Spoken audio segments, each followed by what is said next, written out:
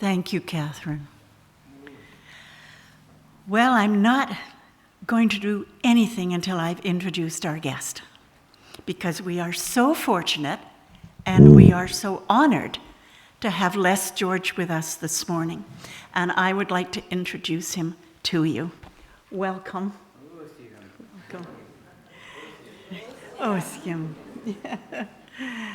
Les is a member of the Tsleil-Waututh Nation, and he lives on the North Shore here, on Burrard Inlet. He's the grandson of Chief Dan George, and he's connected through family to the Musqueam and the Squamish nations.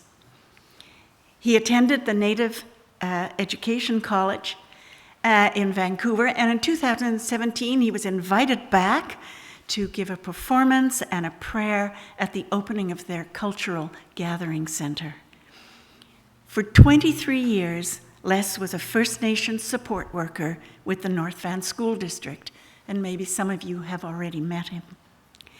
He does work closely with at-risk youth and those with special needs, like my daughter. He shares stories and drumming and songs, and he holds restorative justice circles with students. He also works with the Takaya Tours, which is the premier First Nations-owned ecotourism venture, and I am so in with this. He's a guide, and he keeps groups safe as they paddle Burrard Inlet and Indian Arm in replica ocean-going canoes. I think I can stay alive on that. And sea kayaks as well, all the time sharing songs and legends and information about this beautiful place that we share and live in. So we're very lucky to have him with us. He's going to speak to us later. And thank you again, Les, for being here. Yes. Now, this sanctuary of ours is our Unitarian sacred space.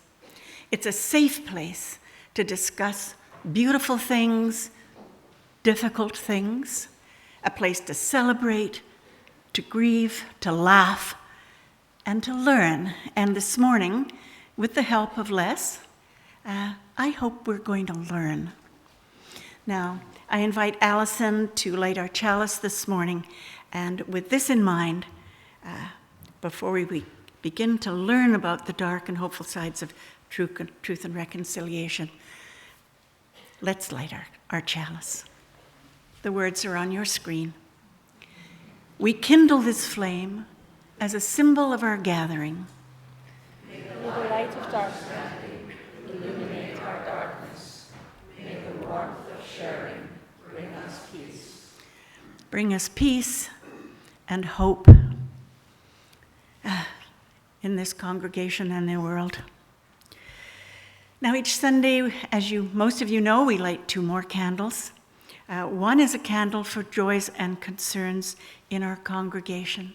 Now, I think you know that Wayne Hanna is still in hospital in Germany. Pat Brand is still in hospital here at Lionsgate. I don't know of any more joys and concerns, and if you would like to call out any, I would love to hear from you at this moment while we light this candle.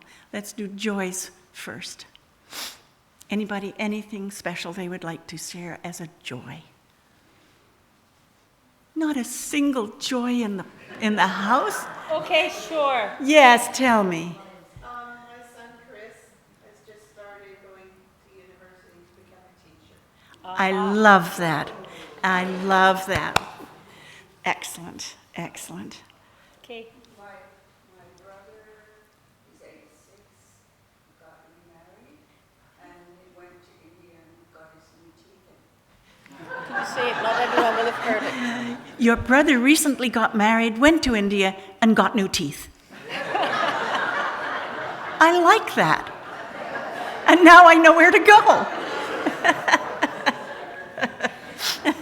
I like that. Thank you. Anyone else? I have one. Oh, please. We lit the fire a couple nights ago and sat in front of the fire again. It was lovely. Yeah, it's come We're to allowed that. to again. it's come to that. I'm refusing to put the furnace on, but maybe I'll take your lead. And sorrows, do we have anything that we should know, or are you just going to hold these close to your heart this morning? All right, I understand that. We're going to light a third candle, as we always do, because we send our Unitarian prayers in whatever form that takes for you. We're going to send those thoughts and prayers out to the wider world, to those facing the terror of war, the haunting and ravages of hunger, and all those who are impacted by the global political and environmental decisions that are just creating havoc in our world, and it's very hard for us to escape. Can we take a moment to send those thoughts, generate hope?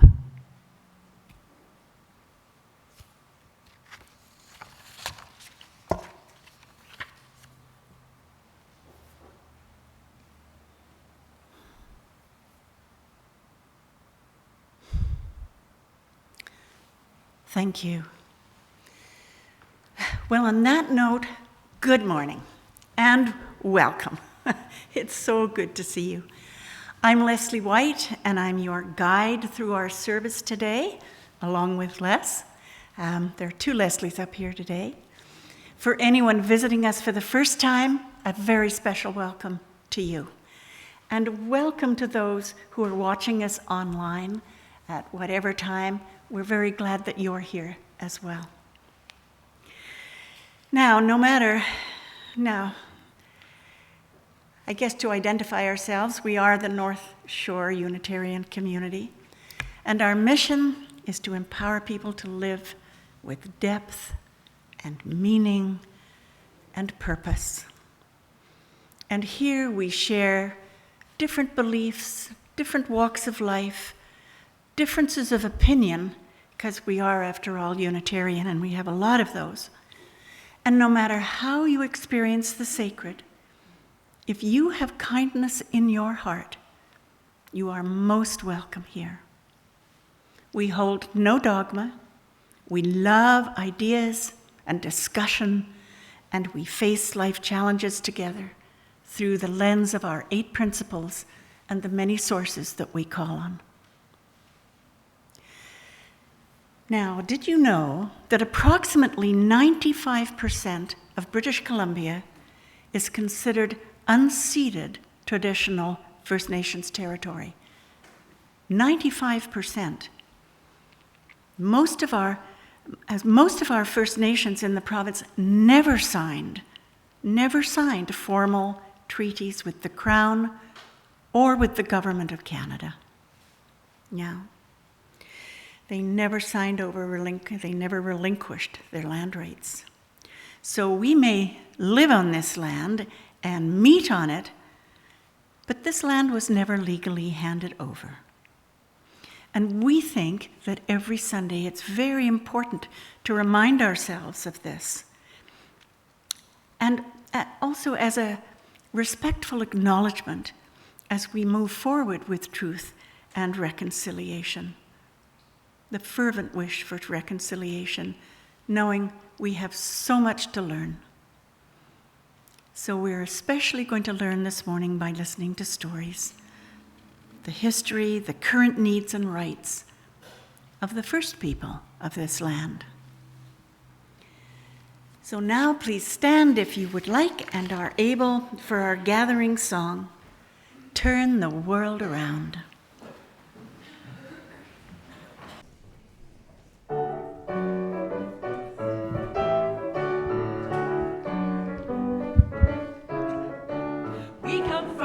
Fire, living in the fire, go back to the fire, turn the world around. We come from the water, living in the water, go back to the water, turn the world around. We come from the mountain, living in the mountain, go back to the mountain, turn the world around. Whoa, home and song is life. Whoa.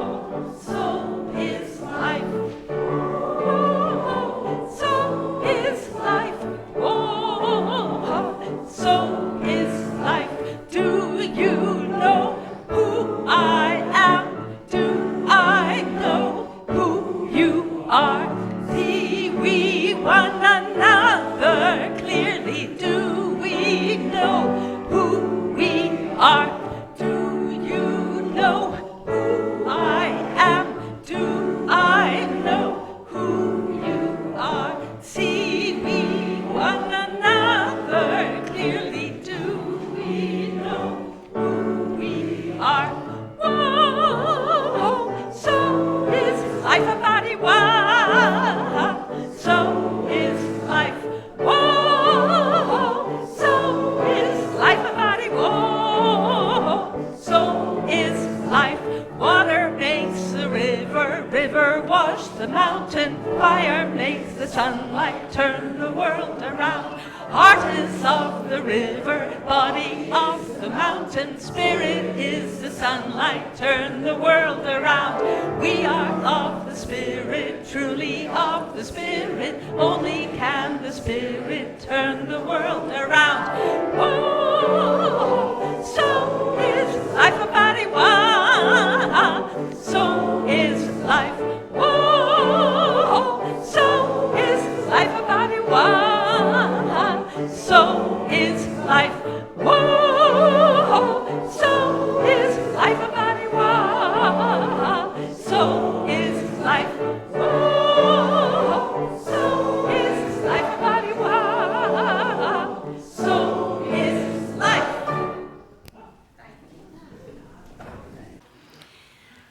I'd like to begin with a short history lesson, and I'm going to read you a poem.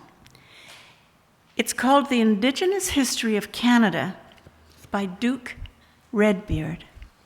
And when I told Jessie Speck, who is a member of our congregation, First Nations, I said, I'm going to read this poem, Jessie, do you think it's all right? She looked at me and she said, finally. So here it is. Now, Duke Redbeard is a poet and he's a journalist, he's an activist and a businessman, and he is an elder of the Ojibwe Nation on the shores of Lake Huron. So here's the history lesson that you didn't get in school. The day before Columbus arrived on Guanahani Island in 1492, the Taino people spent the day fishing from hand-carved canoes. The gardens were tended, the weather was splendid. The children played and splashed in the waves, while elders shared stories from previous days, and the people were content and loved their life. They lived in an enchanting paradise. On Cape Breton Island in 1497, John Cabot was praying to heaven, while the Mi'kmaq people were in sacred ceremony, singing honor songs with chant and drum to Mother Earth and Grandfather Sun. The celebrations to the strawberry moon had just begun, and the elders were delightfully making decisions while young men prepared for future expeditions. The elected Sakmas were distributing canoes and supplies, and that was the day before John Cabot arrived. In 1534, not to be outdone, the French sent Jacques Cartier, their navigating son, to sail to new lands in treacherous seas, seeking gold and resources to satisfy their greed. The Ungwe-Hunwe Nation, keepers of the eastern door, were carrying out their daily chores. They were planting gardens of squash, beans, and corn. Smoke from the longhouses billowing up in the sky were testament to the vitality of the Haudenosaunee lives. Rich with the gifts of our Mother Earth, there was nothing more they needed to survive. And that was the day Jacques Cartier arrived. Samuel de Champlain came in 1603 with muskets, gunpowder, and disease, invading the great river that flowed to the sea. That was the cherished home of the Anishinaabe. Champlain called us savages. There was nothing he could see that corresponded with the false equivalency that puts man after God at the top of an imaginary hierarchy. The Anishinaabe were motivated by gratitude and romance, hunters and gatherers who raised their young with art, music, and dance. That was the day Champlain arrived, to steal the land for France. The Indigenous people are seeking the truth, while the government is seeking reconciliation for inflicting 353 years of death, deprivation, and starvation on the bodies, minds, and hearts of the Indigenous nations. But Canada cannot wipe away a pain like that without the truth. Reconciliation without the truth is an impossible task. Now, the poem is a very long one, and I'm going to stop there. But it's not a lesson that was ever taught in schools, I think. I don't even know if it is now. I'd like to think that I'm wrong about that. As a newcomer to Canada, I certainly never got that lesson. So this morning, without the truth, I accept anyway that reconciliation is an impossible task. So let's try and look at some truths and find some hope for a future reconciliation, at least as best as I can deliver it.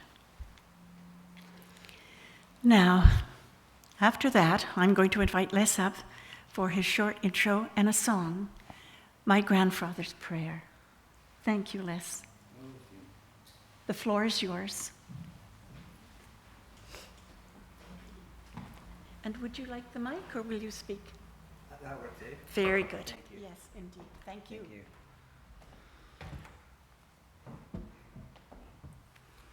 Thank you. Good morning. Thank you for inviting me. When I raise my hands, my teachings are, we raise them in thanks and welcome. I thank you for being here. I thank you for this day. As mentioned, my name's Les George. My father's from Squamish. My mother's from Tsleil-Waututh. I myself am from Tsleil-Waututh. Tsleil-Waututh means people of the inlet. That's where my people resided, on both sides of the inlet. I was invited here to share some stories and share some songs. And I'd like to start by sharing I'm first generation non-residential school. So that means both my parents went, my grandparents, my great-grandparents, and about 4 to 5 generations. Now I know that one of the residential schools that you guys may know about is right here on the North Shore. It's my father attended it and my mother attended it, and it's called St. Paul's. All the schools were named after saints, and that school right there is St. Paul's. And I'm here to share this with you guys, and I'll always check in with you. And some of the things I'm going to share are a little bit dark, and I recently found I grew up in the church. I went to church until I was about 14, and I know my hymns. I went to church every Sunday, and I listened to the prayers. And as I got older, I turned towards my culture. I started singing and drumming. I started dancing. And the one thing I like to share, and I talked with a few of you out there, and the things that the schools did, I call it, I don't call them schools, I call them residential institutions. And the things that they did in there is every abuse that you can think of. And it wasn't a happy place. And is everybody okay if I keep sharing? Okay, and they went on for a long time. This went on forever. Tomorrow, or Tuesday, is a day in recognition, and they call it Orange Shirt Day. And I like when I see people wearing orange shirts. It's a step. It's a little baby step forward for reconciliation. And that, if you know the story behind that, is from Phyllis Webstat from Williams Lake. And when she has that day, that's one person. That's one person that went to residential school. There were over thousands that were taken away. And as I mentioned, there was tons of abuse in there, cultural abuse, physical abuse, sexual abuse, and they stole a lot of children. And one of the things I like to share is, I was talking about language out there with somebody, and that's one thing. Does anybody in here speak a different language besides English? Oh, see 'em. Oh, see 'em. That's one thing that I never learned. And growing up, I'm an educator now. I've worked in the school system for more than 35 years, and now I work at a college as a healer. I help the students. I work for student services, and I assist with the students, especially in this time of the month, because some of the students, they're survivors, what we call survivors. They attended the system. And if you know any First Nations, if you even know any of them, they're in contact. They're either a survivor, their parent went, their grandparent went. That's the way it works. If you know any Indigenous people, they're part of the system of residential institutions. And my father, he was taken away at a very young age to St. Paul's, and he spoke his language. I'm coming back to the language now, and he spoke his language growing up, but then he was taken away, and the language is what I call stolen from him. Can you pass my water?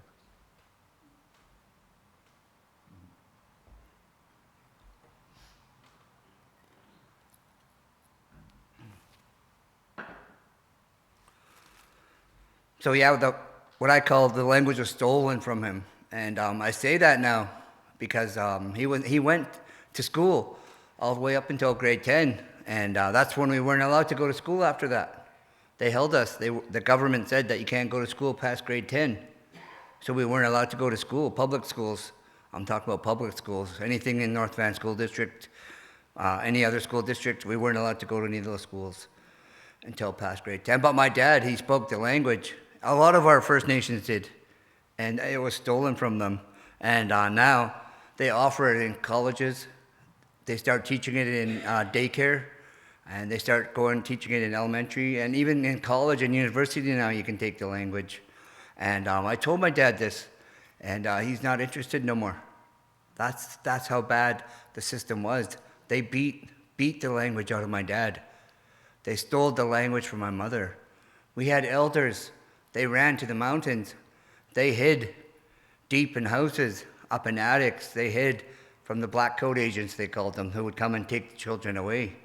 And we heard, other people heard about these ones that were hiding. They heard about the ones that ran away to the mountains, and they were labeled as savages.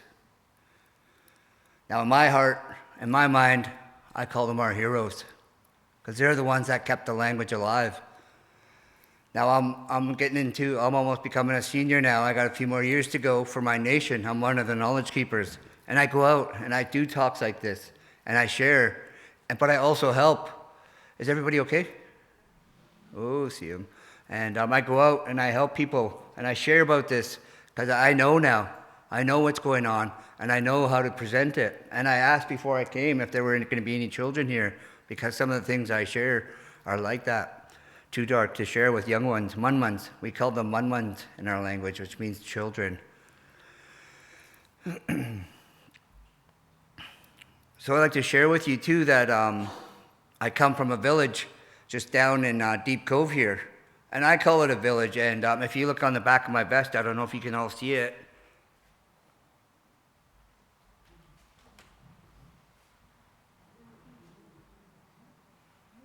So you'll know you're in my village when you come through the highway, Dollarton Highway. You'll look up on the street signs and you'll see a banner there with a wolf on it there. That's Takaya. Takaya in our language means wolf. And you'll see it on the banners. That's when you know you're in my village. And you guys are always welcome there. And I'd like to share with you a song. It's our clan song, our wolf song, Takaya. And that's what we call welcoming, opening the doors. And then I'll share a little bit more with you after I share the song, if that's okay. Okay, is everybody okay? Okay, that's our clan song I like to share. And when I share the song, when I say OCM to you guys, I say it a lot, and I say it for a reason. I've heard from a few elders and a few leaders, and when they tell me, when I say OCM, I'm saying out of respect and thanks for your ears and listening to the words that I say. And whenever someone else is talking, and I say OCM while they're talking, I'm not saying it to be rude or to be disrespectful. At that time, I'm saying it OCM for respect and thanks for the words that they're sharing at that time. So anytime you guys feel in your heart, you guys are welcome to say OCM too. But not right now. Oh well. Kaya. And when I share this song, I share it in my teachings and protocols that I share it. We call it opening the doors for my ancestors to come in, so that we have a kind and gentle way to carry on our day. When they're here, we honor them. I honor my ancestors. I thank them for being here with me. But I'm not only opening the doors for them to come in, I'm opening them for your ancestors to be here with you too. And in my teachings and protocols, there's a reason why there's a seat there beside you. In my teachings, we believe they're here beside us. And that's the same teachings, they go in our longhouse too. Those are the teachings in the longhouse too. Oh, see you.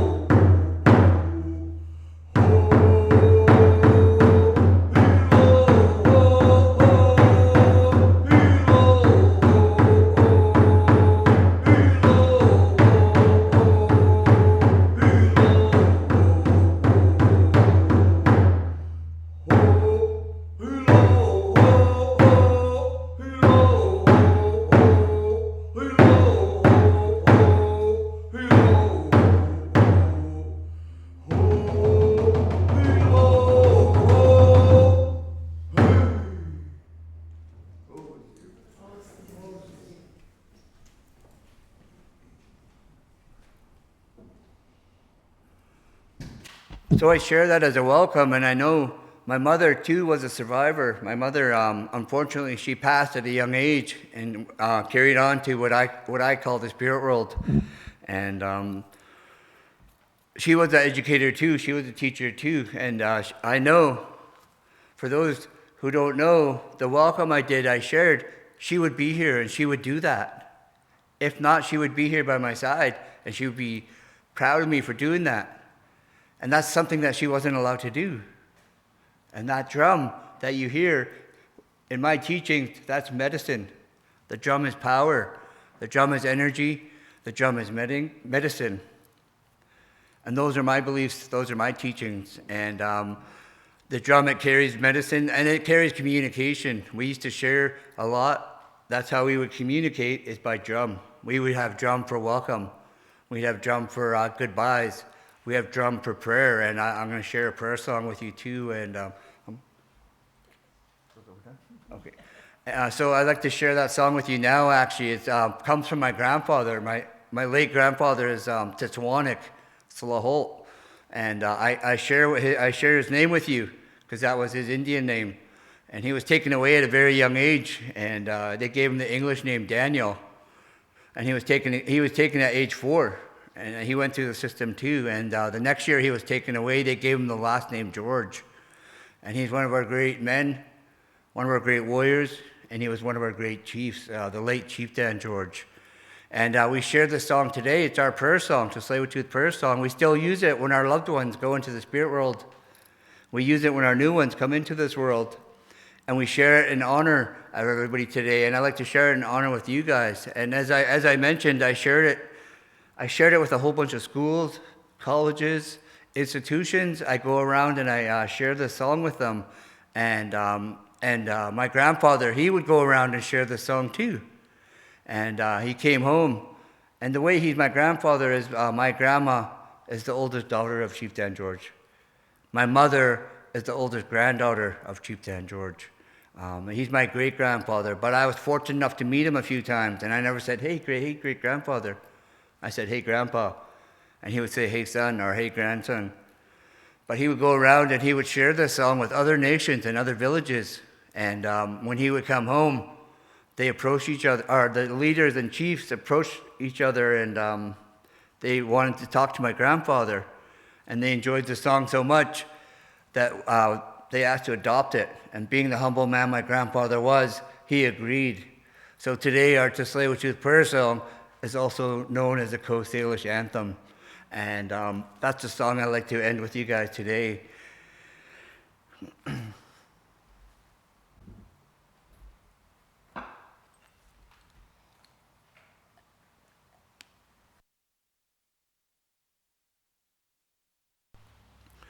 Thank you for listening to my words. Oh, see 'em. If you're able to, please join me in standing.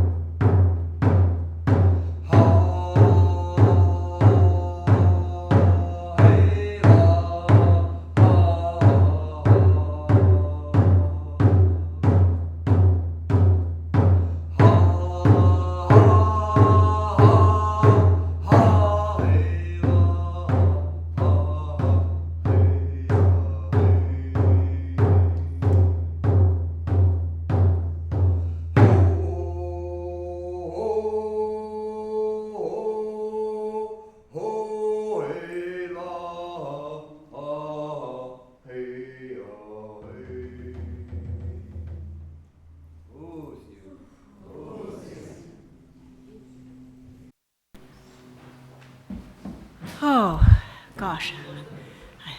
I think we could stop there. Thank you. Thank you. I want to tell you a story. When I was just a young woman, not married long, couple of children in tow, my husband got a job in Sault Ste. Marie, Ontario. And here's what happened. Brian and I drove into Sault Ste. Marie past a large brick building surrounded by a wire fence. There were no trees, there was no shade, just dirt and this huge brick building. Is that a prison? I said to Brian. Nope, he said, it's a residential school. What's that? I said. Is that a school for the kids who are residents of Sault Ste. Marie? No, he said, no, that's for the native kids. They come down from the north to go to school. That was the extent of our conversation. I knew nothing. I didn't ask why. I didn't ask any questions at all. I just thought it was a dreadful building. It was dreary and stark and cold and unfriendly. But we drove on, and I carried on with my new life, and honestly, I didn't give it a second thought. Now, tragically hit foreman Gord Downey, who we all know, he put it this way. Our First Nations are the people that we were trained our entire lives to ignore. And weren't the people of Sault Ste. Marie well trained?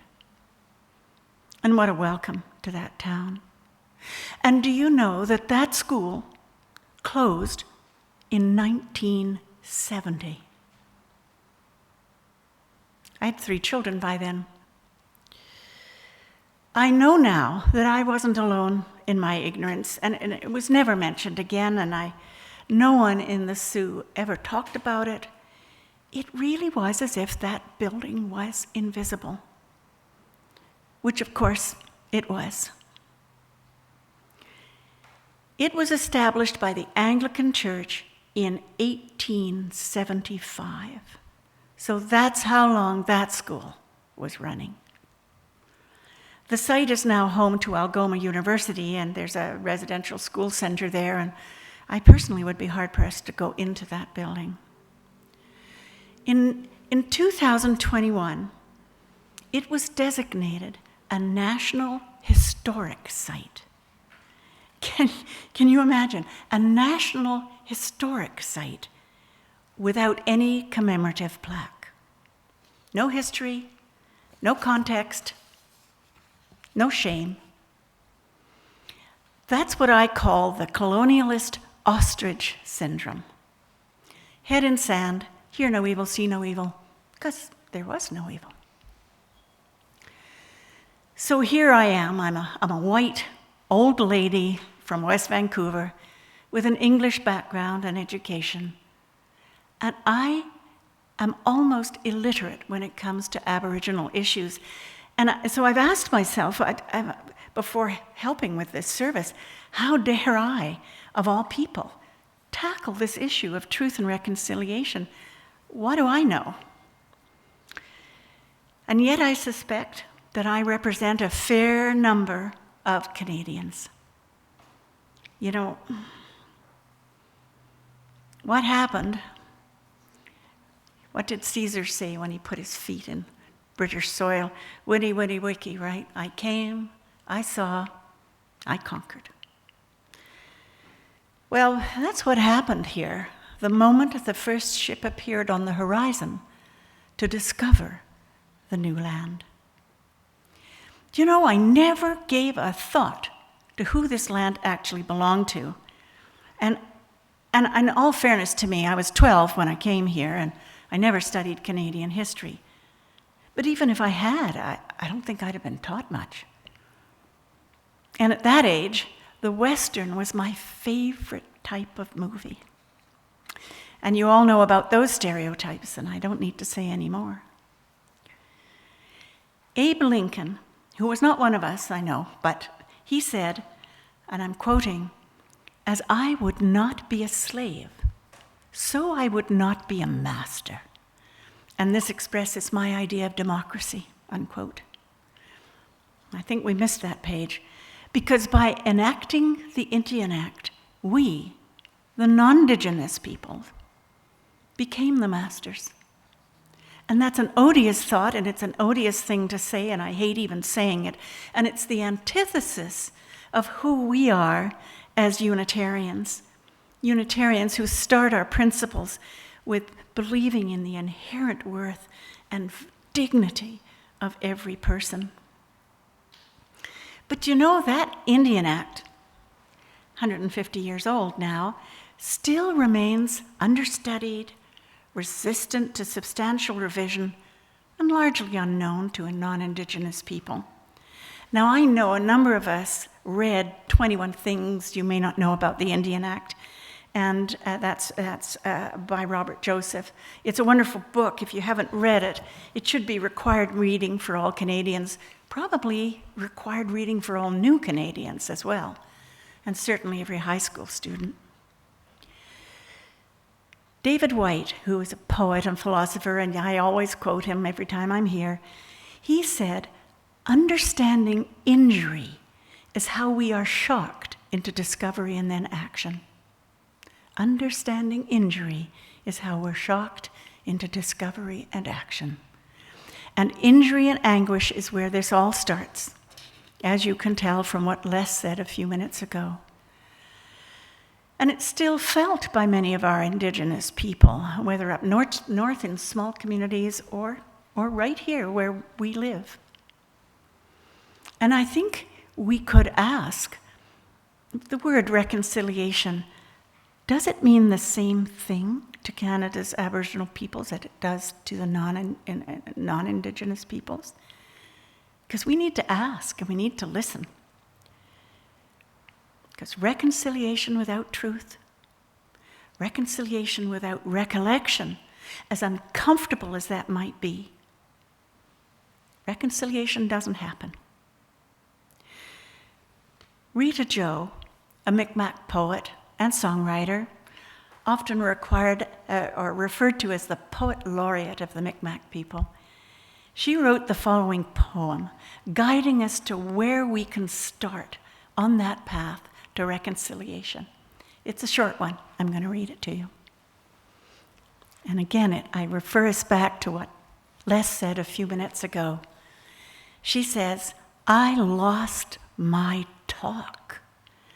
The talk you took away when I was a little girl at the Shubanachi school.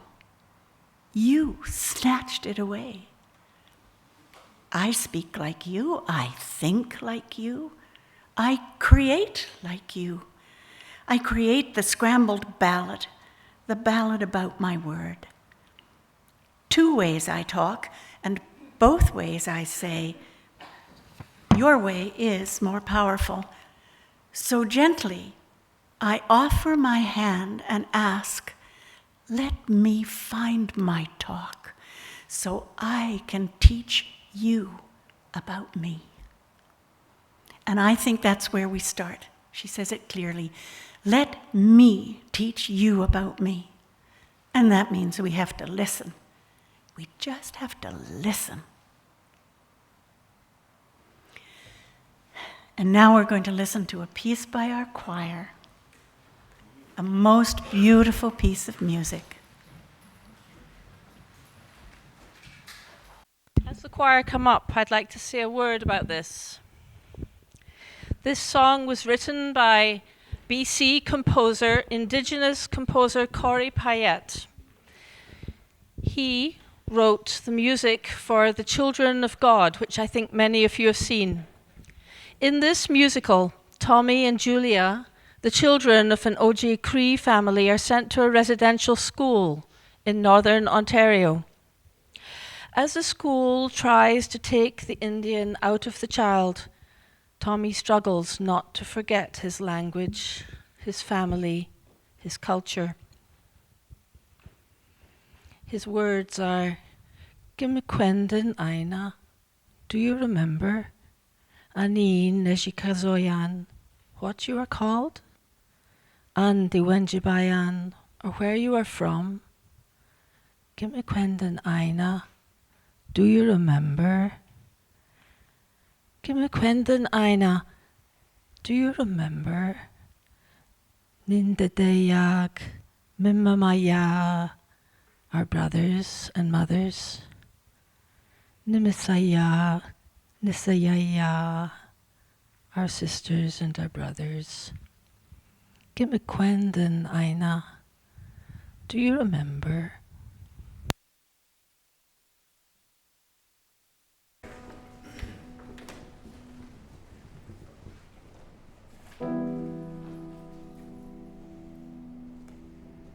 Gimme kwendena Anine jinikazoya Andi wejibaya Gimme kwendena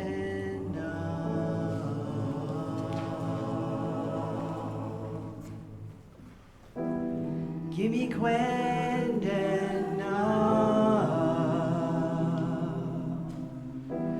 Nindeya ni mama ya Nimiseya ni sayeya Do you hear them calling you? Gimme kwendena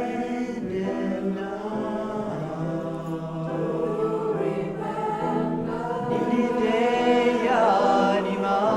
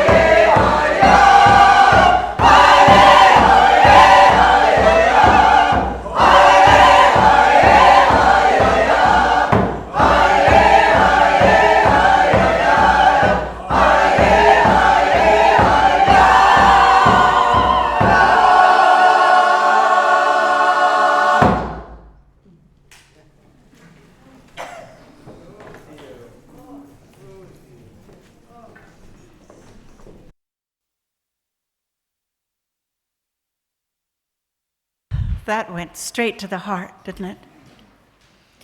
Now, before we draw the service to a close, Les is going to say just a few more words, and then we'll take the offertory. Les?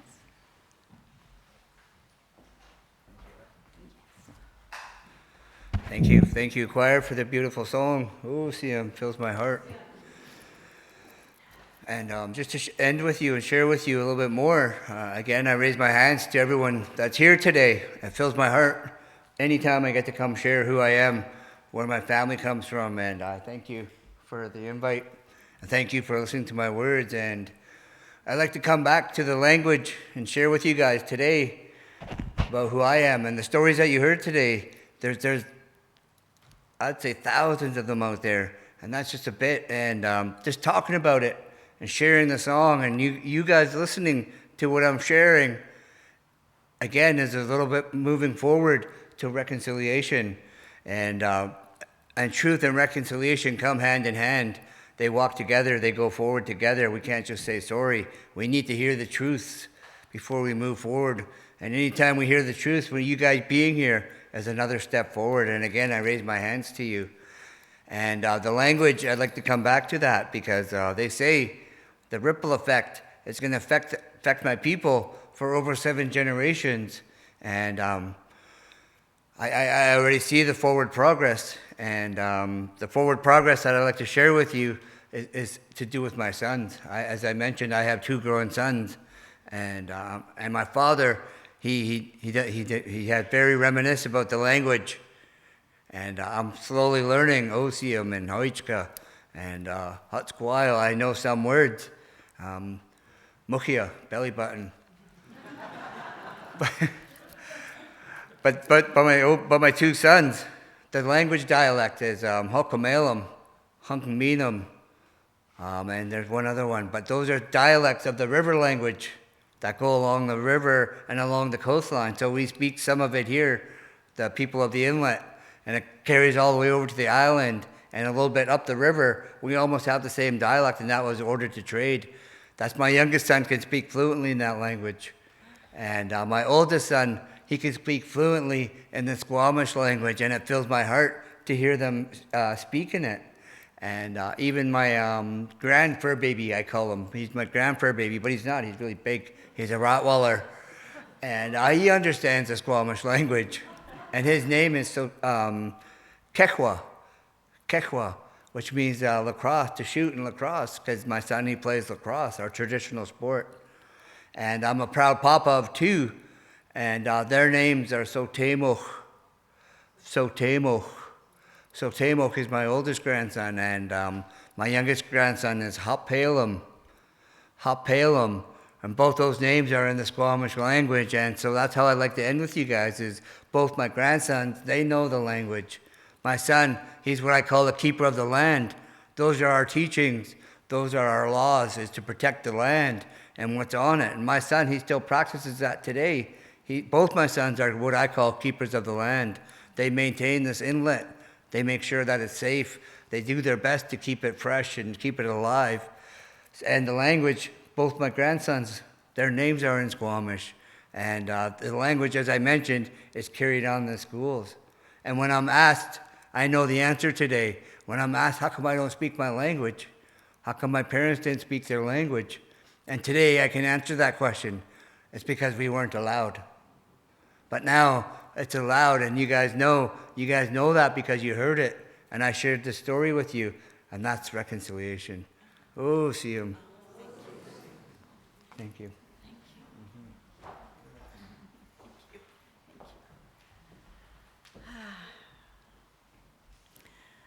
Thank you.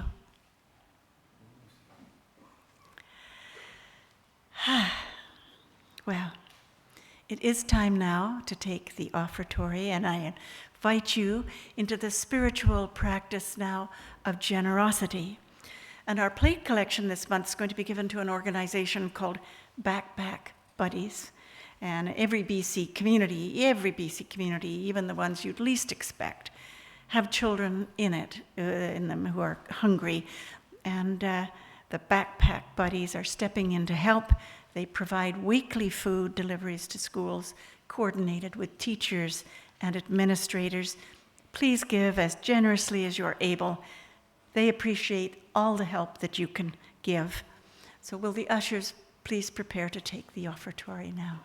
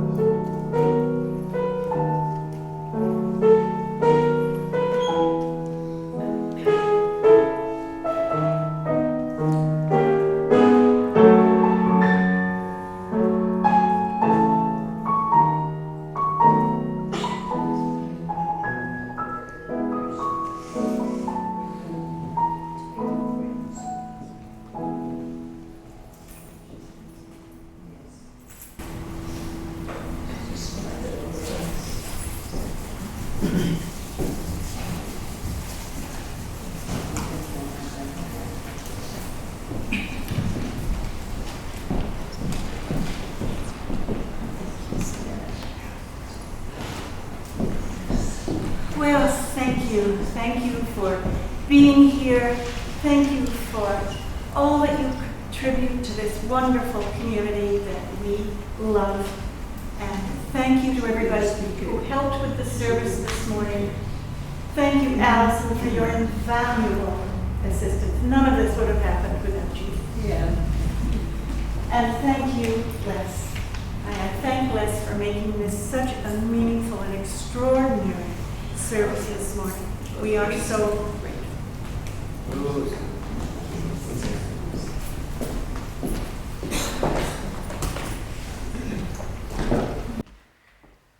Now we just have a few announcements, and I make them short. You know that if you check your weekly bulletin, check the newsletter, your weekly bulletin, you'll get the full monte of announcements.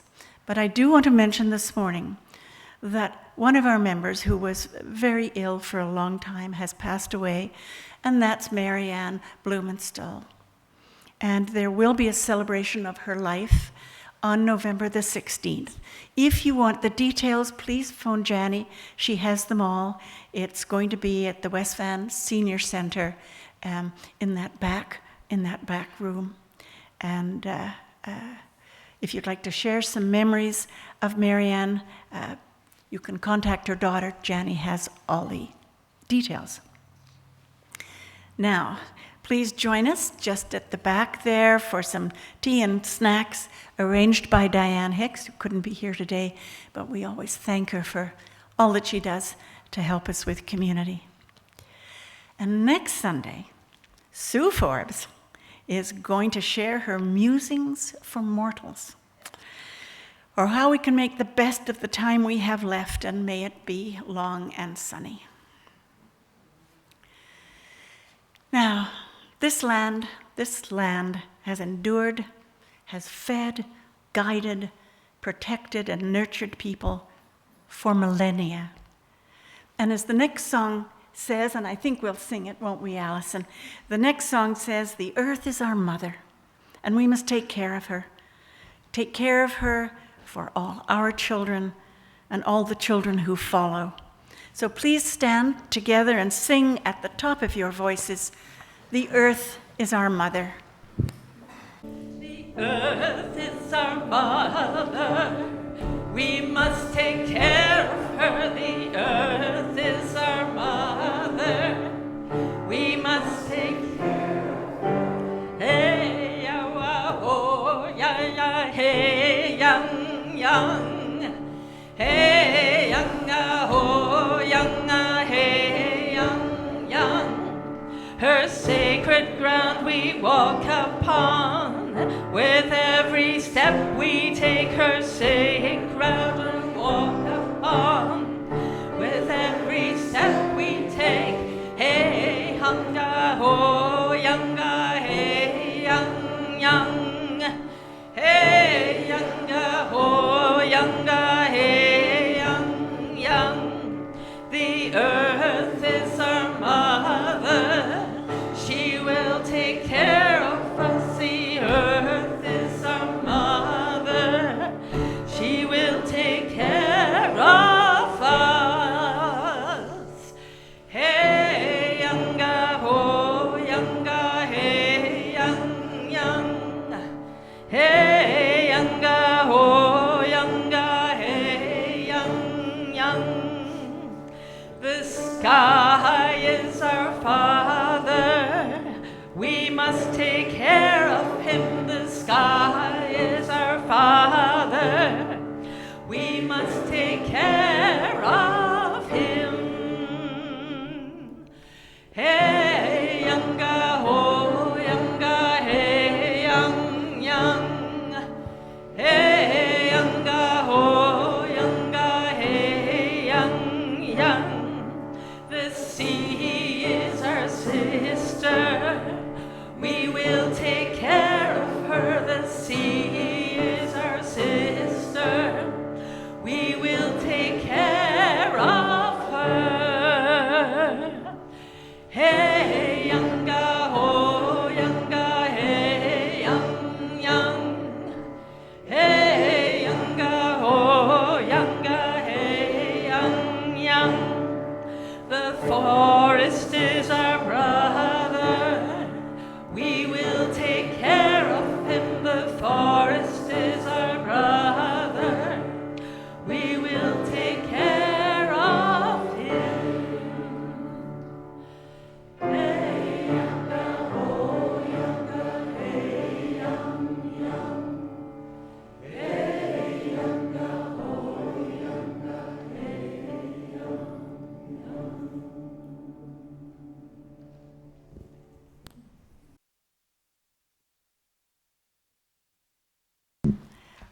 Back on. We got it.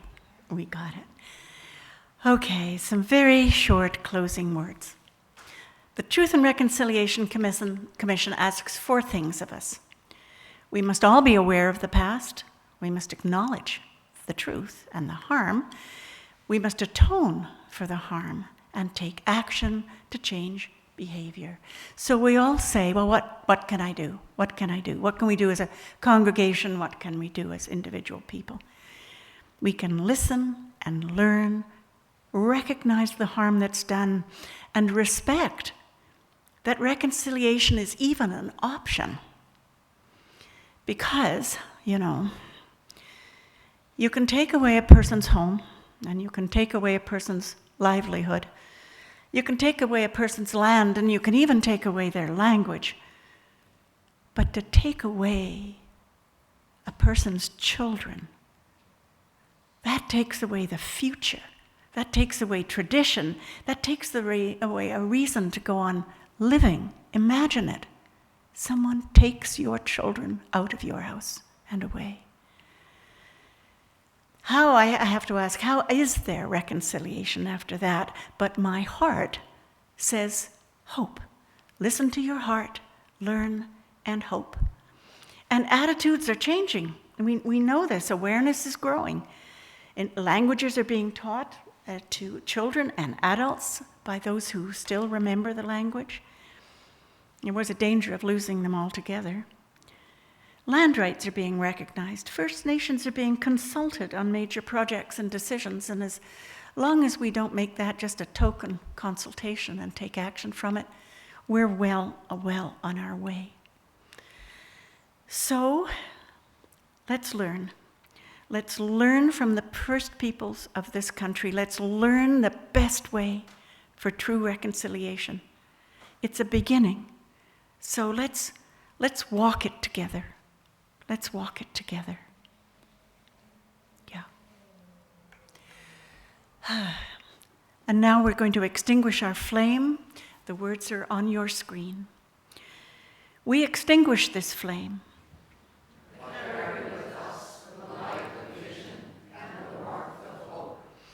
The world calls us to live with depth, meaning, and purpose.